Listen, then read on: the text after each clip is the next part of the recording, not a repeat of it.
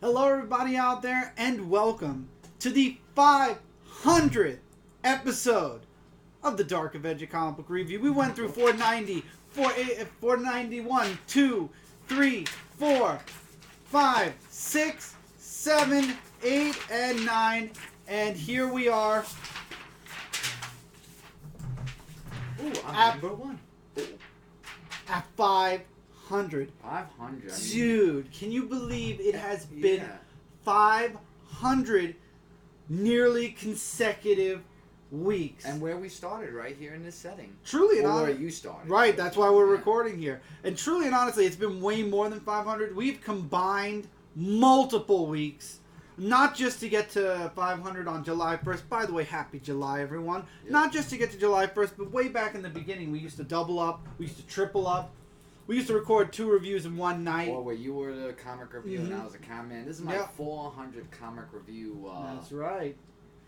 So entrance. we're not doing a pre-review show because this being the 500th and grand finale Dark Avenger comic book review episode, we're going to be doing a post-review live show. So with that being said, it's been an amazing 500 weeks. How many books do we have this week? Before we get into that, by the way. Oh, can't forget that. Yes, And we have the my soda. function So, what, like you Yeah. said, we are in the classic location. This is where it all began, right here. Except Except that we Mike have was the behind blank- Yeah, I was Many behind different the things. camera and the background. And- yeah. The reason why we didn't do the background the way we used to do is because a lot of the stuff that we used to use in the background has been put away or moved to different That locations. too, yeah. And we didn't think fast enough. And honestly, I feel bad that we couldn't do the original setup. I really wanted to, but this is how it is, unfortunately. So we are ending with the turtles as our background. Michael is in front of the camera instead of behind the camera for your 400th. I already established. I know, for your that. 400th. So now we have and it's going to be awesome. I'm going to be talking about some of these books in this review also as far as their place in the Dark Avenger review universe. But let's talk about the books. So the books that came out, there are altogether 17 comic books. And they all came out which week? The week of June 26th, 2019.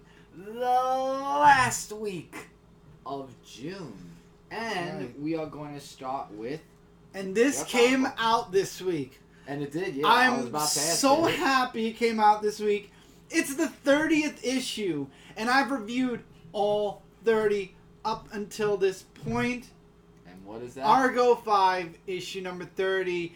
It is Chain Reaction's origin. It starts off with his family, with his dad, and how his dad was part of a luchador wrestling. You should have read this book. I'm looking at it And now. people die, and the father goes off to look for justice. At the same time, Chain Reaction's born, and he finds out that his son has special... It was really good, and the ending was my favorite. I'm not going to spoil Chain Reaction's ending. I don't think I spoiled really any of their origins, but the ending I will talk about, where Chain Reaction... This whole book is being told through the eyes of Chain Reaction, and he's telling it to his son.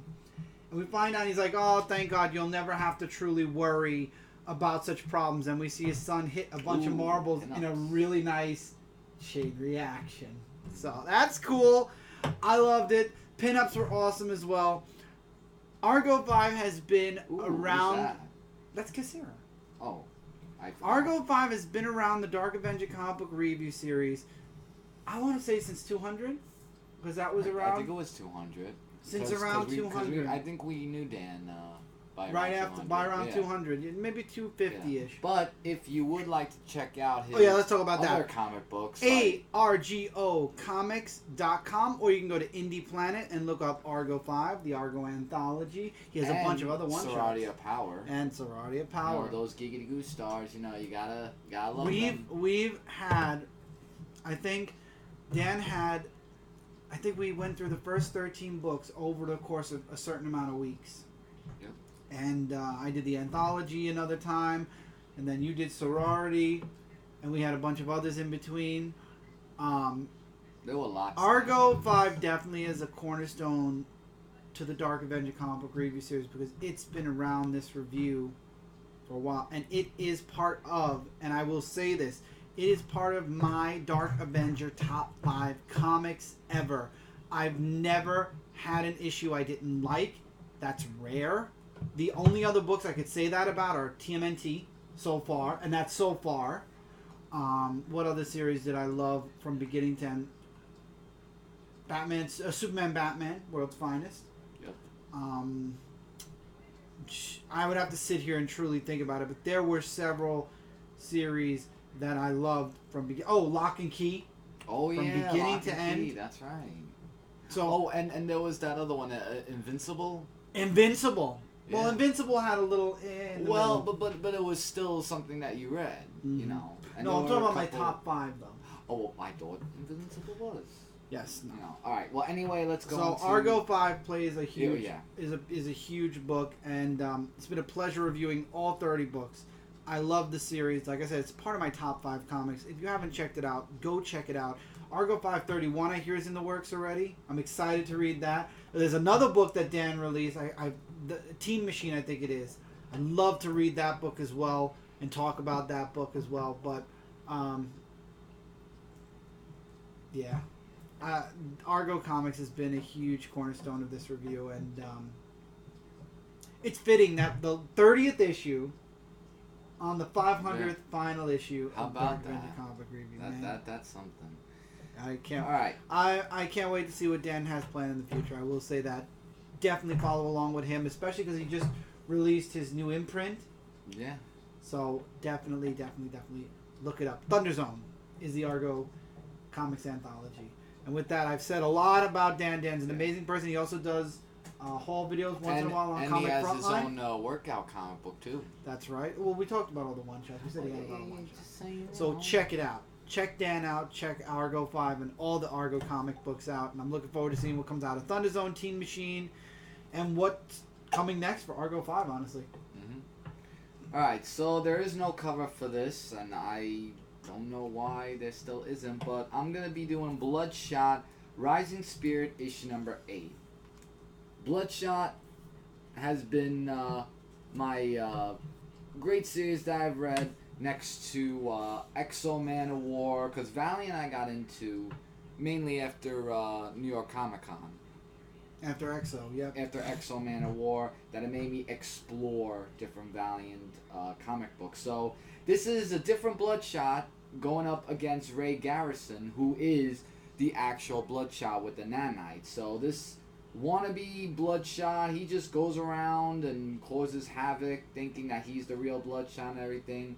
Meanwhile, this guy who lives with Ray or roommates with him tells him about this whole thing. And first of all, it's like really blood and gore, but I really like the artwork that's featured in this comic book. And yeah, for that, I believe that is the end for now, because I don't see any other Bloodshot books. So look at that. We have the end right there. Mm-hmm. So definitely check it out. It's really great series, Bloodshot. Mighty Morphin Power Rangers, issue number 40. Post Shattered Grid. It literally ends with begins with the ending of Shattered Grid, and we take a jump into the future. Tommy is now the White Ranger, so everything's gone on from White Tiger, because that's what the White Ranger is, White Tiger. So everything's gone on from him being a Green Ranger, losing his powers, getting his powers back, joining the team again as the White Ranger, to the part where Jason, Trini, and Zach went away to the Peace, to do the March or the Peace Corps or whatever it was. And now Rita's gone, Lord Zed has taken over, and we have the introduction of Adam, Aisha, and Rocky.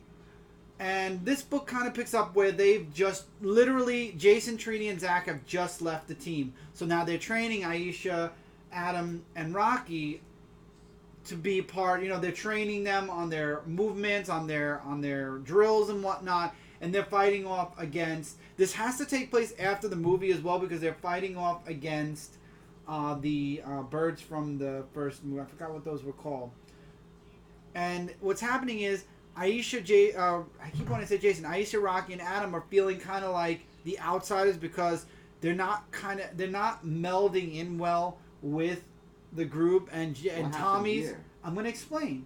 Oh. I'm going to get there. And Tommy's having a hard time leading the team. You know, he's worried because Jason was the leader up until Tommy rejoined as the White Ranger, and he became the leader then.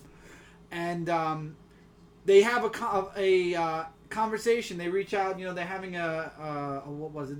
Remember, the Ranger comics now are current day. So all the technologies we have now that we didn't have back when Mighty Morphin was coming out back in '95, now is there. So they're Skype chatting, kind of. Well, let's say that they're video chatting with Jason, Trini, and Zach at the end of the issue, and they're asking how their time is. You know, Tommy still hasn't fully accepted that they left yet, so he kind of steps out, and you can see Tommy's having a rough time as the new leader of the Power Rangers. There's some really cool stuff in the book, but we find out, and this is where Shattered Grid changed the future.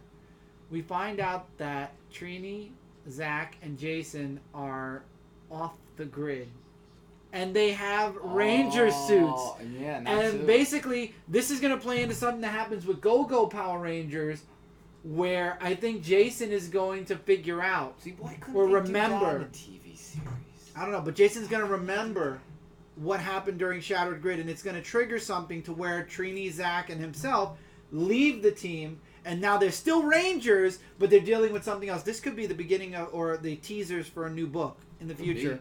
And where Jay did kind of tease us last during the live show this past Tuesday that something big happened in this book, and that, you know, I didn't know it was going to be like that. That's for sure. And I'm really excited for this change. This is a change that's very interesting, and I'm looking forward to seeing what happens next. This is something I can kind of go with because it looks like it's still going in continuity, but at the same time, it's changing continuity a bit. All right. I like it. I like how Tommy's still the White Ranger. Now we got to see what happens in Green with Evil, unless they just jump past Green with Evil and go right after Shattered Grid. I don't know. We'll find out. All right. So this one I want to try, actually, and it's a crossover of an IDW comic book, Transformers Ghostbusters issue #1. And it is Ghost of Cybertron. Yes, so Chris is a Transformers fan, and he used to read Ghostbusters, but then gave it to me to read Ghostbusters because... Yeah, I haven't had a chance to read this yet. Again, we had to make sure to get all of our books read. One of the covers, if you've seen it. Oh yeah, I like that cover. We had to get these books read this week, so unfortunately I didn't have a chance to read this yet because we needed to get this review recorded Sunday night, so it'll be up Monday morning. But I'll probably end up reading this. Yeah, but I like how in the beginning how it had Zool from Ghostbusters 1 saying, "Cybertron, your time has come," and the whole blah blah blah, like, you know, the choice has been made and stuff like that. And then it was actually who was it that did it? Starscream. Starscream. It was like saying, like I couldn't think of it. Just that came like a Ghostbusters nostalgia moment there. But anyway, so the Transformers are going on Earth because they see that there's a car that they want to bring to their world because they want to make it into a Transformer. As the Ghostbusters are trying to fight a demonic entity, which is what they always do. So they're whatchamacallit, Ecto 1, is it? Or 5? Ecto 1? Ecto 1. Yeah, Ecto 1 could transform into something really cool. And so apparently their Ecto 1 was a Transformer, basically. Yeah, because they took the car because a car that transforms into a robot was that. So this was really interesting. I'm really looking forward to seeing how the Ghostbusters and Transformers are going to, because Jay actually sent us a picture way months ago about a figure they had of the Ecto 1. Yes, it's actually available. And and I'm going to see if I could save up to actually get that. I think it comes out this month at the end, so if you want, we can we can look it up on the Hasbro Pro. Yeah. Yeah, we'll look it up. We'll look it up later. All right. We're going into... That was it for that's right. That was it for the Independents. I just want to say a couple words for the Independents. Mm-hmm. The Independents have been the heart and soul of the beginning of the comic reviews. Even when we now see, I'm talking in general. I know when we went from 300 to like 350, we switched the Dark Avenger comic book review to the world's finest, and we separated everything. One was Independence, one was DC, and one was Marvel. We did that. Tons of, we did that to kind of shrink the videos, make them more accessible, and then the people who wanted DC would watch DC. People wanted Marvel. People wanted Independence. I went as far as to separate the Turtles from everything. I had to separate Transformers from everything. In the end, we even went to individual and like 3 in a row or 3 or 4 in a row. Oh no, we did them separately, and then we did the World's Finest, which was and a then we recap. tried the top and everything. Like we Right. tried tons and tons of methods. We did. So what I'm talking about generalizing the Dark Avenger comic book review, the independents from 100 all the way to now, the independents have always been at the beginning, the forefront of the Dark Avenger comic book review. Now I'm speaking about after the first 10 or 20 episodes, by the way, because we were getting our footing back then. Yeah, and same with me with exploring, because I used to just read Marvel comics or a Marvel comic. That's another thing. The independents definitely became your field mostly at some point. And that too, because we went into Zenoscopes with Robin Hood, and then we went into Valiant with Exo Manowar, and then so on and so forth. I could name tons of titles. Boom Studios with Mighty Morphin Power Rangers, WWE. And then when the all new 52 came out, that got me into DC Comics. There are tons and tons. Well, we'll talk about DC when we get there, but the independents always led the charge. Yeah. We always started our shows with Independence was always the part was my go-to. Like every time I read my comics at the beginning of the week, it always started with Independence. Always Independence. Same here. And it may not have started. Now, when I talk, I'm generalizing again. When it comes to the first 100, I feel like we were getting our footing. And again, Michael wasn't doing the reviews for the first 100. I feel like the first 100 episodes, the first 2 years, every 100 is 2 years. Right. So figure, we're at 500. So after 10 years. After 10 years. 10 years. Can you believe that? 10 years? Every 100 was crazy. 2 years. So after 10 years, the first 2 was more along. Well, the first year was experimenting around. The second year was getting the footing. And then when we got to 200 is really when we started to move. We can't forget that World's Largest Gummy Bear after the 100. That was fun. That was fun. Yeah, we'll talk about we did the celebrating. Gummy Worm too. Did we after 300? 300. Yeah. And then my villain persona, but everybody thinks I'm a great villain. Yeah. Let's go into the big two. It's just so many. But the independents were always the starting of the charge. Now Marvel and DC, after the independents have fluctuated, we started with DC, ended with Marvel. Started with Marvel, ended with DC. It flip-flopped. Nowadays we start with Marvel, which is where we're going, and we end with DC Comics. Yes, so let's start with Marvel. Yes, so Marvel, we're gonna start with Conan the Barbarian, who used to be independent. 7. He used to be in the independents because he used to be Dark Horse. Yep, the saying of crush your enemies, see them wither before you, and hear the lamentations of the women. That was his saying. Yeah. Does he say that in Marvel? No, he doesn't. He doesn't say crush your enemies and all that. That's a Robot Chicken spoof. But anyway, so Conan is off on a journey where he is set off with 5 women that are actually going to help him out. 5 women. Yeah, 5 women. Yeah, right? Oh, now he's interested. 5 But women. anyway, so he sets out on that journey for that to look for like the Pirate Queen or something like that, and then they don't really trust him because they think that he's gonna take them out somewhere where they don't want to be and stuff like that. They even talk about the pirate ship and everything and all that other stuff. And my favorite part of this was when they got on the pirate ship, and then the women were just brutal. Like they wouldn't just they went savage. That. Yeah, and then Conan, that got out of the whole alligator attack, he just attacked them, and then he just left them behind, saying, "I'm sorry, but my journey is to go alone, and in the end is a bloody ending, or a screaming ending, if you want to put it that way." And yeah, lots of cool stuff if you want to read this comic book. Fantastic Four issue 11. This was one of my favorites this week. Franklin and Val have to go for driving lessons because they were seen and they need licenses in order to fly drive. Born to be wild. Franklin's still kind of in a slump, so to speak. Hold on, is that Coney Island? I think it is. It looks like it. I think it is. Yeah, because of the parachute. Oh yeah, look at that. Yeah, Coney Island. Look at that. Okay, they're in Coney Island. So, Franklin's kind of down about it. He thinks that Val's going to take the test. She's going to pass, and he's not. There's stuff going on with Doom in Latveria. So they practice. They work with Ben, with Johnny. And let's put it this way. Franklin is not confident, and Val is super confident. And they go for this test, and then unfortunately, something happens. And the ships or the cars automatically go to a different realm. And they're forced to deal with, we'll talk about that. We'll talk about that. And they're forced to deal with the situation. And what happens there determines the end of the book. We'll get to that. So they fight this woman, and I love how Franklin just goes and explains how shitty the world is above, because she's part of the microverse or something. And she's like, you know what? You upper worlders, you keep that. I'm going to stay here. I love how he's still so bitter for some reason. But anyway, we get back to Earth. Franklin passes his test because he was smart and pulled over. Val, on the other hand, has to wait a whole other year because she failed. Because she was texting and driving. You never text and drive. And especially when you're parking, and this isn't talking from us because, never ever drive on the curb when parking. Something in my eye and it's driving. Because I heard that if you park and if you hit the curb, even if one tire single-handedly goes on there, you fail automatically.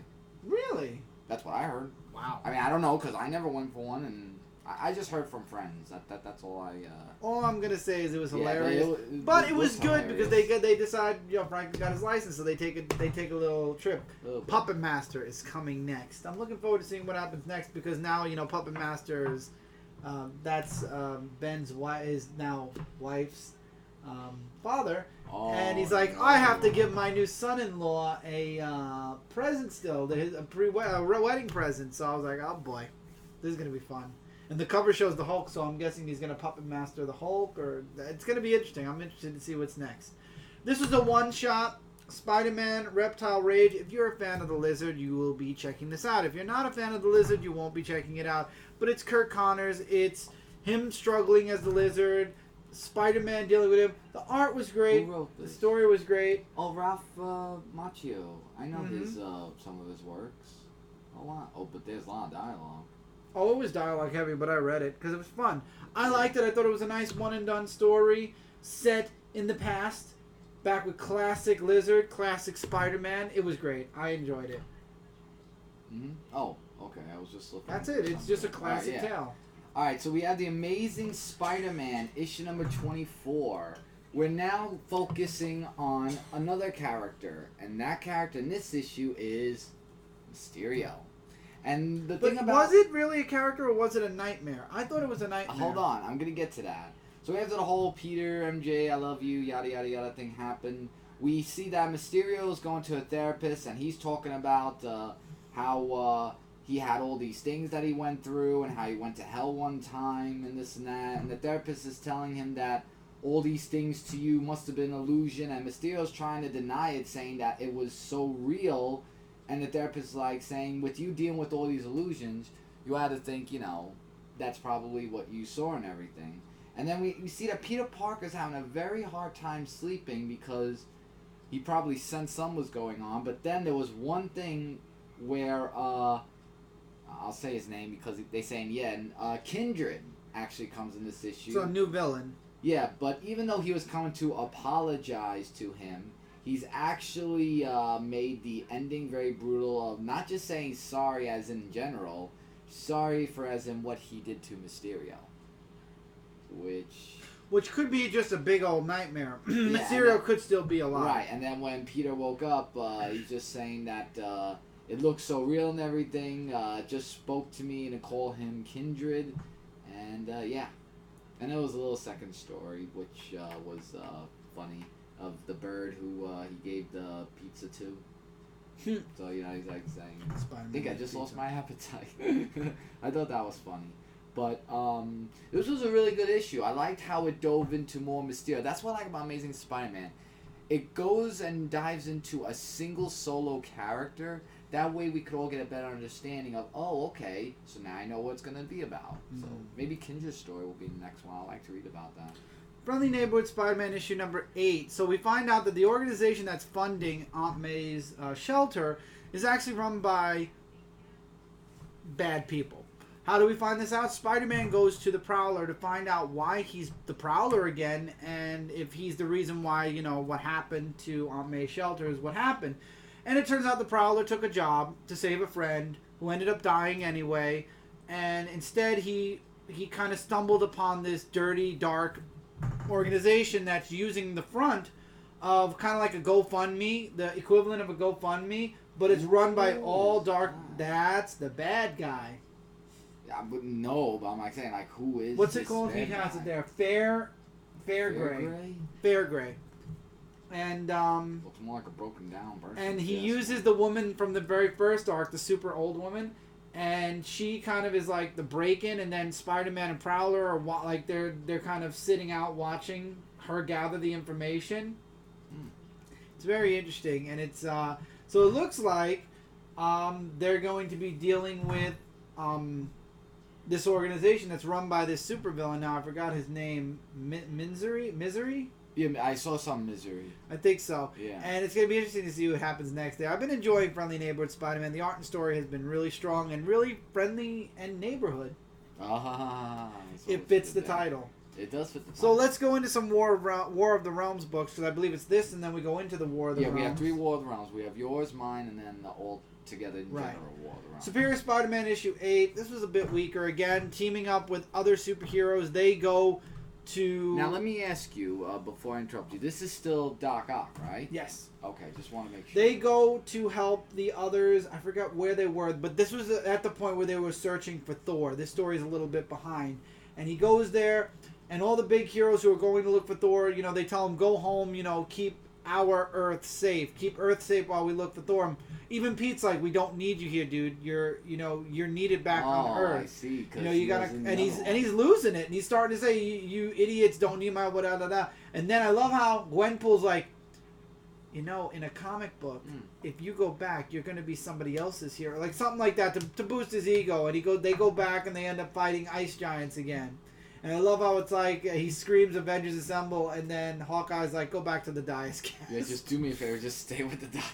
Oh, this was a good issue. I enjoyed it. I liked it. It was weaker because I feel like at this point, it's the last week of War of the Realms, so I can understand it. But at the same time, I think it'll be better when it breaks away from the connection. Now, there are a lot of connecting things in Marvel, and we won't be covering this on the review because the review's over. But Carnage is coming for the summer, and the amount of books there were to pre-order for the month of August was extreme. There is literally a million different crossovers for Maximum Carnage. No, it's not called Maximum Carnage. It's called Extreme Carnage. Whatever it's called. Be very picky, choosy. It's a lot of books. And actually, Venom does make the Venom symbiote makes reference to this in the War of the Realms. But you do yours first, and then we'll get more into it. The War of the Realms, The Punisher, issue number 3. As you can see by the mug I have, I do like the Punisher. No. Well, you know, I mean, there was the Punisher X that. No. That was. I couldn't tell. Yeah. Well, anyway, so they're heading into New Jersey, of course, where I knew that they weren't gonna really kill the Punisher because the Punisher woke out of it and said like, "Look, you just follow me and yada yada yada," and then stay quiet because he heard all these monsters coming in and. He just takes care of one, and then I like how he just shoots one person, and he's like saying, "Hey man, I'm on board with your plan," and all that because they won't follow his plan. So what the Punisher does is kill people. So then there was this truck that had like these fire demons in it, and then there was just this whole big thing of where he's just out of control, just shooting and like saying, "You promised on your family's soul you won't kill anyone." And he's like saying, "I had a soul. Not anymore," and the war never ends. And it's to be continued in the pages of Punisher Kill Crew, issue number 1. So that's going to be actually interesting to see. So the next one is War of the Realms Omega, where this will leave off, and then this is Omega. Of course they're going to do it into Omega. Kill Crew. Of course they're going to do an Omega, which sums everything up. It'll be a $10 book, if anything, and it'll... Oh, what's next? You know what I mean? It's going to be one of those... Oh, it's sideways. It's going to be one of those, It's going to be, you know, well, this character's going here, this character's going there, this character's going here, and this goes... It's going to basically show us where Thor's going, Jane's going as Valkyrie, and maybe a few other characters like the Punisher and whatnot. And of course, leading into the Carnage event. Do you know how to keep this from not spinning? No. I don't know how to do it, but it's sideways, this book. So yeah, it's this one. War of the Realms, issue number 6, the grand finale. We're leaving off the Dark Avenger comic book review with an event book. And the final part to an event. And War of the Realms ended really well. This was a fun read, I will say that. A lot of action in this book. Thor comes into his new role here. And Mjolnir's back. I like how Jane finds Warbreaker, the Warbreaker hammer, and she becomes Thor again for a little bit, which makes me question, does that mean it's going to uncure her cancer again? Because remember, every time she was Thor, the chemo wouldn't work on her. So, I don't know. That's kind of unless it's just plot hole. Because she's going to be Valkyrie now. But Mjolnir comes back, and Thor, once again, becomes worthy. Unfortunately, though, Thor's lost his eye. He's lost his arm. He's a wreck. Wait, he lost his arm, too? Oh, he lost his arm a while ago, though. Malekith, long story short, read this event, gets defeated. What's he going to lose next? His legs? I don't know. And the grand finale of it all is Thor not only is worthy, but becomes, or his father Odin makes, or proclaims him Thor, All-Father.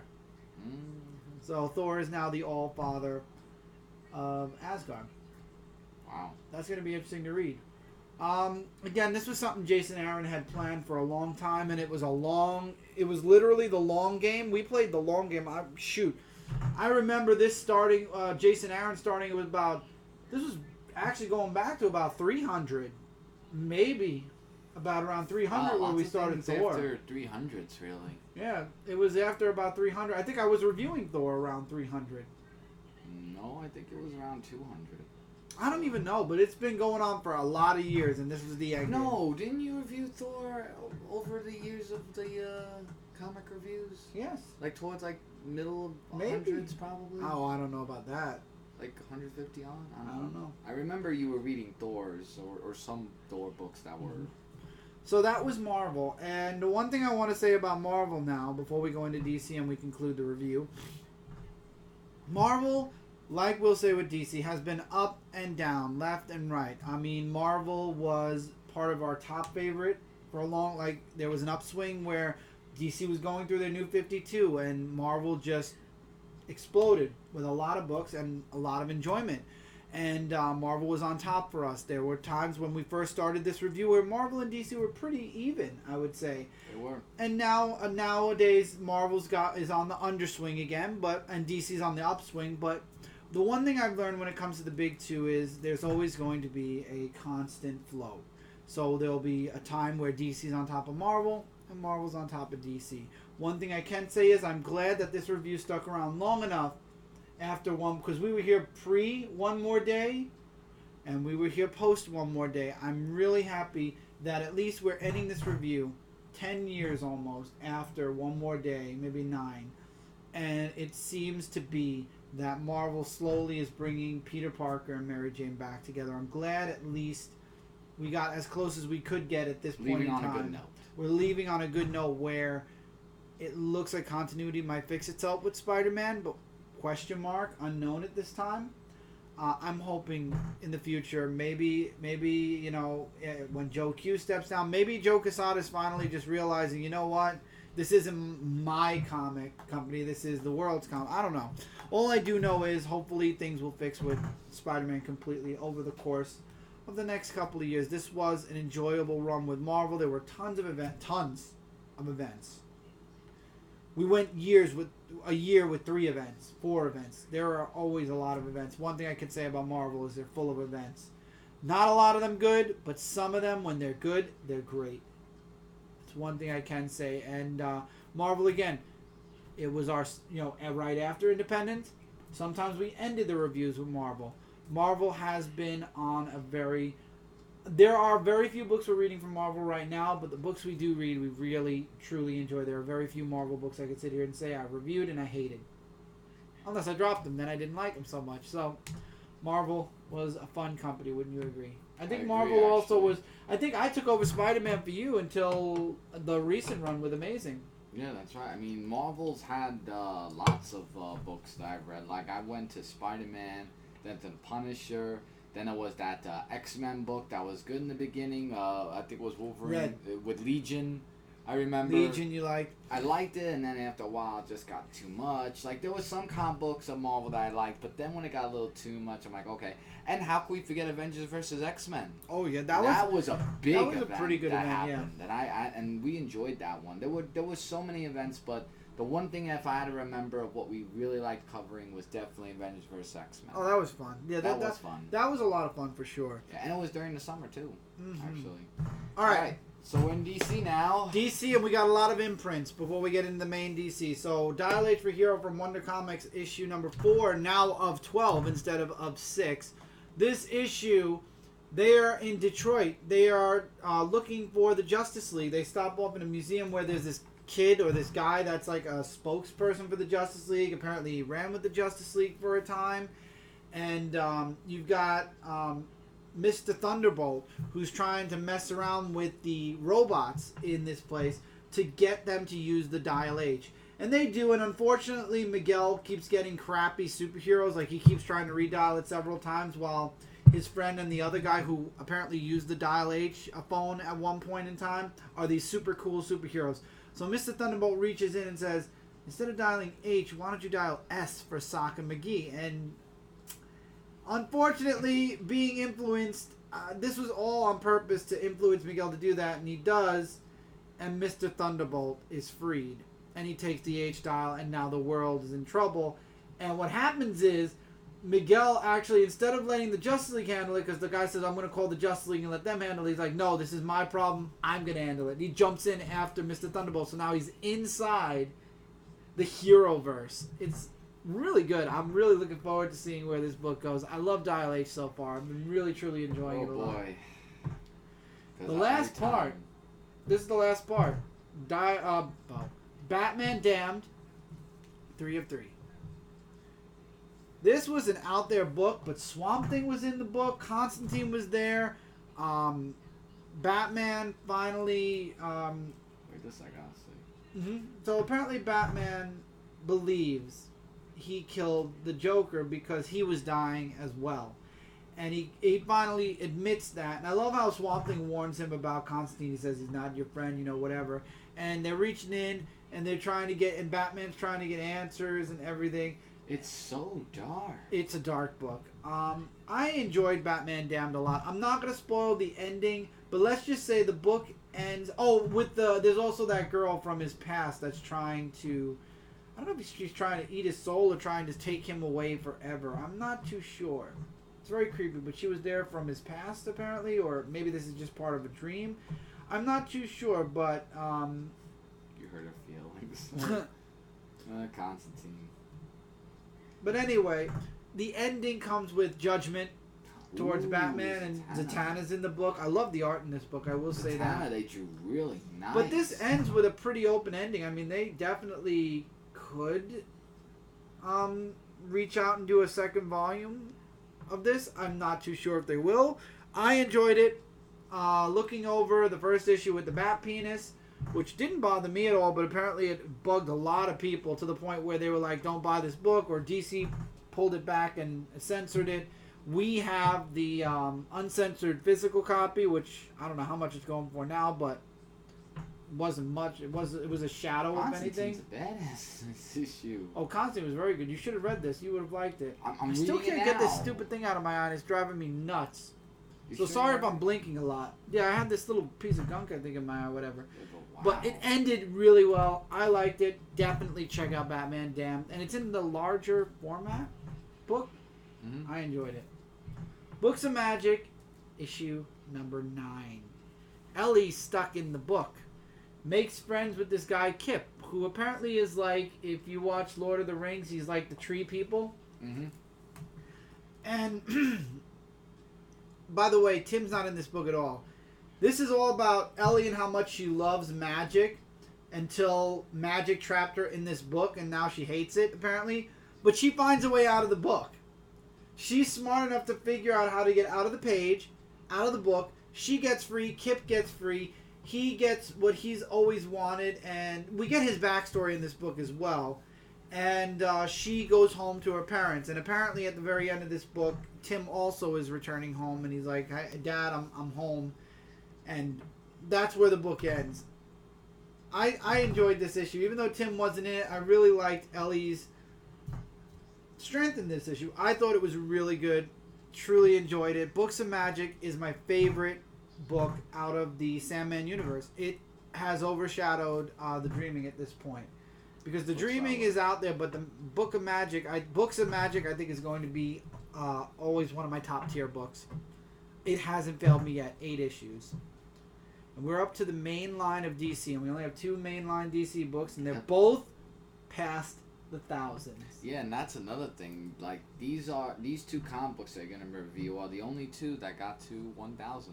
Every numbered or anything. Yeah, they made it to 1,000. This review unfortunately hasn't, but I don't have another 10 years in me to stretch it out to get to 1,000. Wait a minute. Batman Detective Comics, issue number 1006. The I Spectre. like how they say, you failed this city. Yeah, they took the Green Arrow quote. The Spectre is That in. was from Green Arrow? I thought that was the Spectre. You Failed the City was the first season of Green Arrow. Oh, maybe I forgot to watch that. So apparently the host needs to be killed or saved, and there's a bunch of dark specters. They end up killing one person. This other guy goes missing, and it's up to Batman to find him. The Spectre goes to Batman. You got this like giant Spectre, and they kind of have this back and forth a little bit, like a mini fight, and then Spectre shrinks down to normal size and tries to explain to Batman that the host needs to be found and saved, or else bad things are going to happen. And it's crazy. The whole book was insane. I don't know. It's a bit darker. Again, Batman was a book I only started reading after when the New 52 started. And I enjoyed it from New 52 to current day. Will I be reading Batman forever? I feel like Batman's going to be one of those books where we go from arc to arc. Now that the review's over, a lot of books. When it comes to a lot of comic books, I'm going to be taking them arc by arc instead of issue, literally going until I drop. Instead of dropping books, I'm going to just look into everything, and whatever I enjoy reading, I'll read the arc, and then when the arc is done, I'll see if I like the next one. If I don't, I skip it. However, there is one series, no matter what, no matter how many arcs, no matter what, no matter how many books, because we got Batman, Superman, because of course they had to switch up the title to Batman, Superman, put Batman in front now. Regardless what book it is, I'll always read a Superman book. And that's how we're going to end this review with Action Comics 1012. My only regret is that we're ending this review where I'm not in a super excited place for Action or Superman right now. As you all know, currently, Brian Michael Bendis is writing Superman, Action Comics, a bunch of other books, Young Justice. He will be writing Legion of Superheroes come September. And Legion of Superheroes is going to have Superboy in it, from what the pictures I see. So we are done now with what happened in the last issue with Leviathan, or so we think. And we're going into this year of the villains. And you got Superman and Lois. You got some back and forth there. You got people gossiping in the Daily Planet, because they think that Lois and Clark have separated, that Lois and Superman were making out. What's her name? The girl who is the Red Mist ends up interviewing Rose and Thorn. I thought it was the Red Tornado she was called. It was the Red Mist, I think. Oh. Alright. This was very much a This was very much a info or a setup book. So that she talks to Red Thorn, she gets some information, and then of course Rose, Thorn, or whatever meet up with the head of Leviathan. So again, this book breaks away from Leviathan for Villains Month, Year of the Villain or whatever, for a little bit with the Red Mist, and apparently her powers are starting to fall out of her control because she's on the phone and all of a sudden her hand goes to mist and the phone falls in the Daily Planet. And we have that's going on, but we also have Leviathan going on. So Bendis kind of made this a Year of the Villains book, but then he kind of left it off with Leviathan. I'm sure we're going to be getting more in future issues with Leviathan, but I can't say I'm in a happy place with Superman in Action right now. First of all, I don't think one writer should be on an entire franchise's books. They didn't do it for Batman. They shouldn't do it for Superman. I wish I had more examples, but I don't. And Bendis is on like 12 books now. One writer on 12 books, I don't feel that's right. And it's any writer. It could be Jeff Johns. It could be Jim Lee. It could be Brian Michael Bendis. It could be anyone. It could literally be anyone. No writer should be writing 12 books. That's a lot of work. Unless a lot of them are his own or her own personal work. Then that's a different story. But if you're writing for Superman, Action, you're doing the books that are in Walmart, you're doing Legion of Superheroes, Young Justice, and then you've got 3 other books from his own imprint and a bunch of other books he's doing. even though he's co-writing actually Legion. He's not fully writing it, but still, it's a lot. And I've not really I don't feel his work with Superman. I've tried. There are some books where I'm like, I actually enjoyed this, but for the most part, Brian Michael Bendis has not been, in my opinion, a very strong voice when it comes to Superman. That's my opinion. I know Brant disagrees with me. I know Jay disagrees with me. I know a few people do agree with me. I don't personally like Brian Michael Bendis Superman writing. Hopefully in the next year or so, once all these stories he has written or these events or these arcs finish up, Brian Michael Bendis will move on to another book. I hope that they don't keep him on any book so long that it kind of buries the book before they finally say, okay, Brian, it's time to either give up one Superman book or time to move on to another title. The good news is Batman Superman is actually going to be written by somebody else, so he doesn't have control over every single Superman book anymore, but still. I feel like he only should have gotten either action, more than he should have gotten action. Let's be honest. He should have gotten action, but Superman should have definitely, it should have been two different teams. My opinion, agree, disagree, that's up to you. But hopefully we'll be seeing action get stronger over the course of the next year. Unfortunately, this book is middle ground for me. It was okay. Not amazing, but not bad either. And that's it. Yep. That was the 17 books. That was 500. And I'm sorry we had to end on a note with Action Comics, but again, let's talk DC now. DC, when we started right on Blackest Night. This comic review began during Blackest Night. I believe we were in the middle of Blackest Night. I loved DC Comics Blackest Night. That was my favorite event back 10 years ago, and I'll tell you. I'm just sorry to interrupt you. There's just the one thing I remember you talked about. The Red Lantern Kitty. You thought it was like the funniest thing. You thought it was the most funniest thing ever. I remember you did a video of it. Mm-hmm. Yeah. And I enjoyed DC, and then I think 2 years in, it was 100. Right before or right after 100, we had the New 52. And that's when I came on board. And that's when I started to say, okay, what's DC doing? I didn't agree with it. I really didn't. And a lot of people were saying, this is the new status quo forever. Some people were like, it's called the New 52 because it's only going to be 52 issues, which that's what it's turned out. Thank you, God, that's what it turned out to be. But it took several years. We went in all the way through till 250, I think, before New 52 was being phased out. And then we went into Rebirth. At that point, DC was on the downward curve because I didn't like the Superman. I didn't care for his personality or anything. Justice League was strong. Batman, I enjoyed Batman. Aquaman got really strong for a while when Jeff Johns was writing it. New 52 brought me into a lot of different books that normally I wouldn't have read, like Animal Man Swamp Thing. That crossover was crazy. I think it lasted for 2 years. I loved it. The red and the green. That was one of my favorite books from the New 52, I can say that. 100% was one of my favorite books. And while I am glad Rebirth kind of brought back old continuity while keeping some of the new continuity, hopefully after Doomsday Clock finishes, we'll get even more of the older continuity back, and the newer stuff will be part of, it happened, but not a lot of it carries over. DC was always my home away from home, not counting the New 52 universe, which felt like a strange alternate world or alternate home away from home for a while, and that's what really brought me into Marvel. In a way, DC New 52 gave me more of an appreciation for the Marvel side of the big two, because really I never delved that deep into Marvel because I was so deep into DC. So with the New 52, it gave me the ability to, because I wasn't interested in a lot of books, it made me want to go check more Marvel out, and I learned to appreciate a lot of new titles from Marvel that I never appreciated before. But I am glad that the review has been around long enough for us to have made it to Rebirth. And my Superman came back, which I'm very happy about. And a lot of people want those trunks gone again. I was okay with or without the trunks, honestly. But I'm just glad the Superman is back, the right one.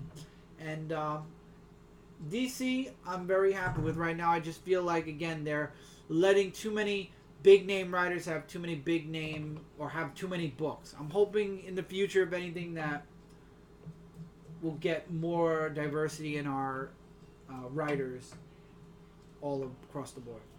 What about you?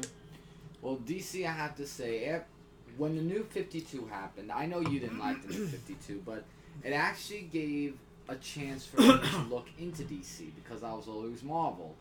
In DC, I've read books like Justice League Dark, Green Arrow, and the list goes like on and on and on. And I was looking at them, and some of them, from what they read in the past, said that it wasn't their character, but when I looked at it that way, I saw it as some good. Now, there were some goods and some bads and some this and that. And we can't forget the Year of the Villains. The Year of the Villains actually happened after 300, actually, the Year of the Villains. And it was a great read for me, too. I got to know about the villains more in depth about it. And it gave me more, it broadened my horizons more about DC. And looking into DC than just Marvel and Spider-Man.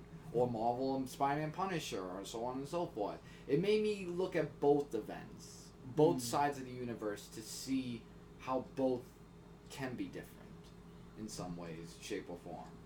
But yeah, I mean, I have to say, even though many people didn't like the New 52, I have to say the New 52 was the one that got me into comic books. I'm just glad things went back to the way they were, that now I could read about this superhero of how you used to read or how other people used to read years ago. So it really just gives me a way of looking into new things, especially with DC. And that's it. That was 500 weeks plus. Consecutively. Yes, we never missed a week. We've combined weeks, but we never missed a week. Since episode 1, we've not left a single week out, unless I think there was 1 or 2 weeks where we with the only 40s. had one. It was in the 40s where we missed only had 2 like or 3. No, we only have one book, so we combined like 3 weeks in one. Right, yeah, that's where we started the combining, was then. But for the most part, we usually did every single week, or there was at least one book a week we just waited to combine. But we never missed a single week's worth of books that we've been reading. And man, it's been a ride. It's been a crazy ride. And this now leads into the post-show and the ending, and then the advertisement again of the live show. But post-review time, everyone. It's been 10 years. 10 amazing years. This show's been... it's been an amazing ride of ups, downs, in and outs. The channel itself went through so many different changes and waves. When this channel first opened up, it was just a Ghostbusters walkthrough, which Ghostbusters is coming back now, remastered. Oh man, I'm hoping if Ghostbusters gets if we get the remastered for one of the systems, I'm totally restreaming. They are. I know they are. I'm waiting, and when it's out, I'm going to be streaming that on Dark Avenger Gaming. So keep an eye out on Twitch for that, and I'm going to talk about all that in a moment. But this channel, as well as the review, has been ups, downs, ins, outs. We've changed the title of the Dark Avenger comic book review for almost a year with the world's finest. We changed up the format. Comic book rundown, I think we did. We had the rundown. We've done tons of different shows on this channel. Dark Avenger Live, which was our live show series that we started on here. Everybody loved watching me only do Marrow Maker. That's why they mainly came on the show. Yeah. For that. And it's just been a wild ride. First and foremost, I want to thank everyone who has been on this show with us. Amber, Joe, we had guests on here, several different guests. Too. Kevin, I'm trying to think of all the people that were on the show first. We had Kevin. Kevin did a lot, and he even followed us over to Dark Avenger Inc. for a time until he kind of fell out of comics. But we've had several guests on here. We'd have several viewers in the background watching as we were recording. We had some anger with Emma Frost being on almost every single cover of X-Men, and that was the first time I saw you go mad with Emma Frost on the cover. That was just so fun. We've had 400 amazing celebrations, and tonight will be the live show, which will be our version of 500's celebration. I want to thank all the creators that have sent us books. Dan being number one, because Dan has always stayed on top of sending us the new issues to all the Argo 5, Sorority of Powers, his one-shots, everything, so that we could review them on the show. There are so many creators that have sent us work or comics to review. I wish I could list all of you, but over the course of 500 reviews, we had so many from Radical Comics. Yeah, Radical Comics sent us, this was before my even 100th, they sent us all their books, all their merchandise, literally. We had like an awesome unboxing. And we've also been mentioned, like Pete's Basement mentioned us. Several times. Yep. It was an amazing, amazing ride. I'm sad to say that this is the last episode. Nobody ever wants an end. You know, you never want to end something. This has been something that has been a part of our lives for 500 weeks. This is something we did every single week for 500 weeks plus. This is like not a regiment. What's the word I'm looking for? It's like, you know, every week there's this one thing you do. Or there's several things you do. Honestly, there's several things you do. But this was one of those things that literally every week you knew this review was coming. And that's the one thing about this channel that never changed. The title may have changed. The type of how we did things on the show may have changed. But every week there was a review. No matter what type of channel this was. Whether it was a vlog channel. Whether it was an everything channel. The Dark Avenger comic book review series. Or World's Finest was always at the heart and soul of this channel. That had never changed. And that's one thing I'm proud of. That we did this 10 years. A cornerstone of our week. It's going to be so weird next week. Because next week will be the first week in 10 years that we won't be recording a comic review. Yeah. And Pete's Basement's already well on their way into... See, we were about 50 behind Pete's Basement. They started the year ahead of us. And Pete's Basement's still going. They're beyond their 500th, and they're continuing forward. And God bless Pete's Basement, by the way. I talked about them a lot in the original 100 episodes, and I still talked about them afterwards. But they're still going. Comic Frontline is still going. We do Frontline Live every Tuesday. Once again, that's something we have on our schedule every week, unless cancellation, or unless something happens and we can't make it. But that's something that is an every Tuesday thing, unless we can't make it for whatever reason. That will be going on. You know when you have so much on your mind that you want to say, but then when it comes to this moment, this post-live show, there's so much I want to say, but it's so hard to form the correct words. This review has been many things. I mean, if not for this review show, we definitely wouldn't have had Dark Avenger Inc., now Comic Frontline. We wouldn't have met so many amazing people, both from... I've been told, and a lot of people have called us part of the OG first generation comic reviewers on YouTube.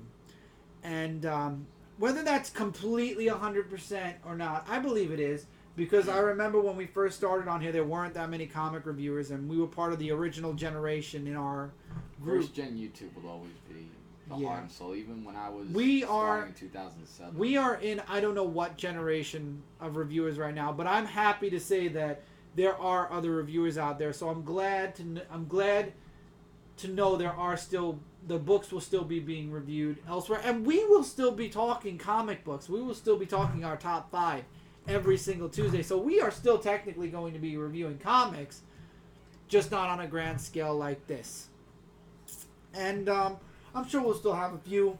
I still will be doing reviews for every single series that is ending in July. Because I know... Which books did I say we're ending this month? Doomsday Clock? No. I will be doing Doomsday Clock till the completion, because Doomsday Clock is the big event, and there's only 3 issues left, or 2 issues. No, there's 2 issues left. I'll be doing that. There's a few books. I don't remember which ones. Paper Girls? Paper Girls is one. So at the end of next month, I will do a recap over here on this channel of all the final issues to all the series that I didn't finish. Oh, I think TMNT, that they're close to the next 100th, was it? Well, TMNT I could talk about on Frontline Live. Yeah, but I can't remember what the other one was. I don't know. I don't even know. But we will be covering the last issues, because there are a few series that are ending. And Doomsday Clock, I'll be covering the last 2, because it's the biggest event from DC. It has to be. So there still will be videos on here. So, I don't want to get too much because I don't want to say too much now because there's a lot to talk about during the live show, which is tonight, 9 p.m. Eastern. We will be going live, and we will be talking about the end, which this is, of the comic review and where things are going moving forward. And I'm excited. New chapters begin when old chapters end. And I hope you all enjoyed all 500 episodes. I know a few of you are here from the original gen, from the original 100, the original 200. A lot of you I met after 300 that are still around, that are still watching this show. Some of you are brand new, literally popped on the last year. And I appreciate all of your feedback, all your messages, your enjoyment, whether it be here, Comic Frontline, both places, whether you found somebody through this channel, whether you found your favorite book through this review. I know a lot of people found a lot of different books thanks to this review. I found a lot of amazing people thanks to this review. A lot of people found us thanks to this review. And this review will always be near and dear to my heart. I'm sad that we won't be making our 1000th episode. But, again, 500 is a very strong number. 500 is a very, very strong number. It's been 10 amazing years. Several girlfriends later. Child later.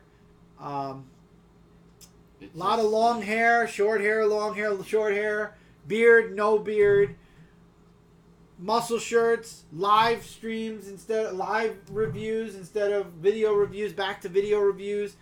Quality change from cameras that literally would cut off after 10 minutes to cameras that cut off after 30 minutes now to a webcam that we can record as long as we want and it'll never cut off unless of course the computer cuts off, but we won't talk about that, jinxing us at this very moment.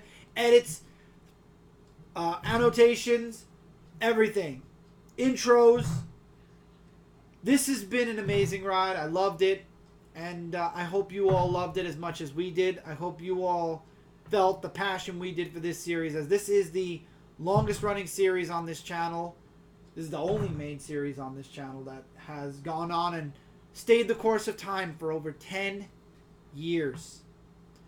And it's unfortunate that this is the final episode. However,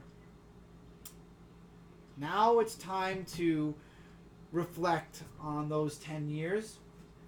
And now it's time to look towards the future. Before I start finish, do you have anything you'd like to say?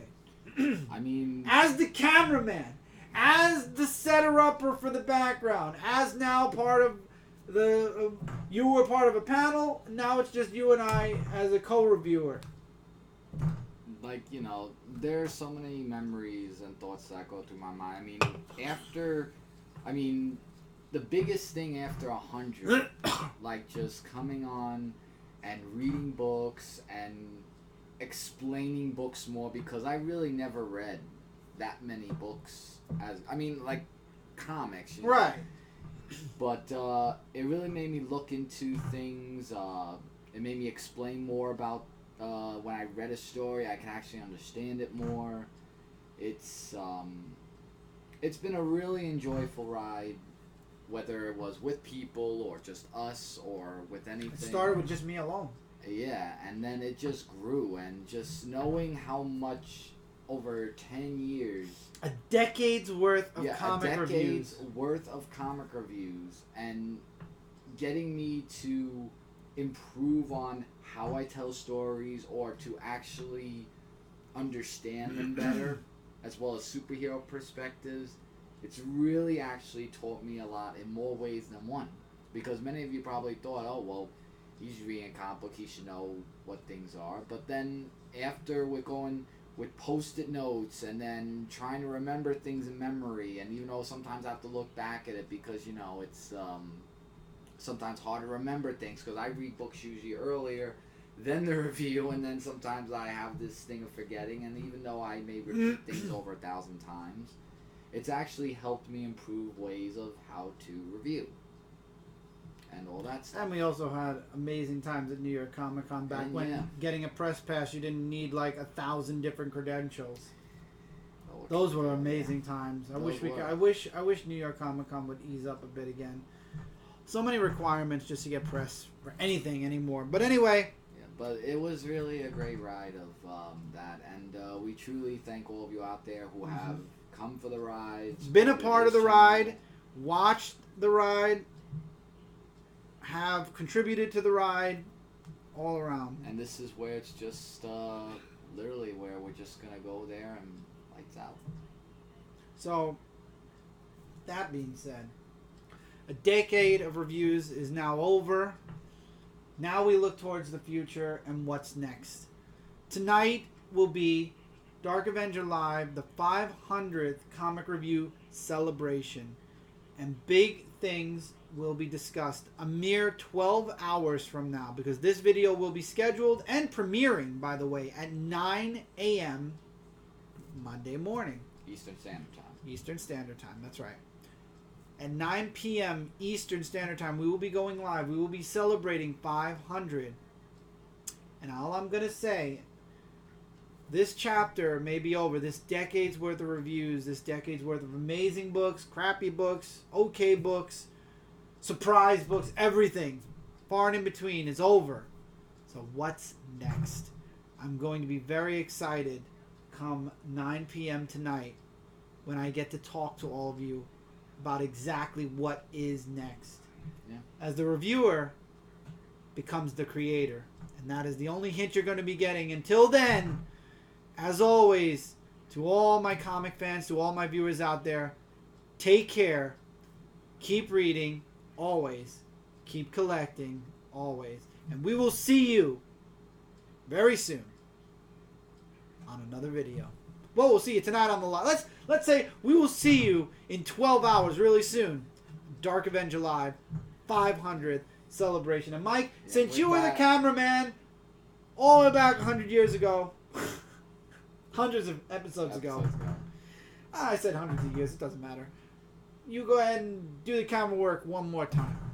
And I guess we'll just lights out, I guess, too. No, just camera off. Just camera off? Just camera off. Alright. So, yeah, so this is where... This is the part where Mike goes behind the camera and shuts it off. So, till next time, everyone. We'll see you real soon.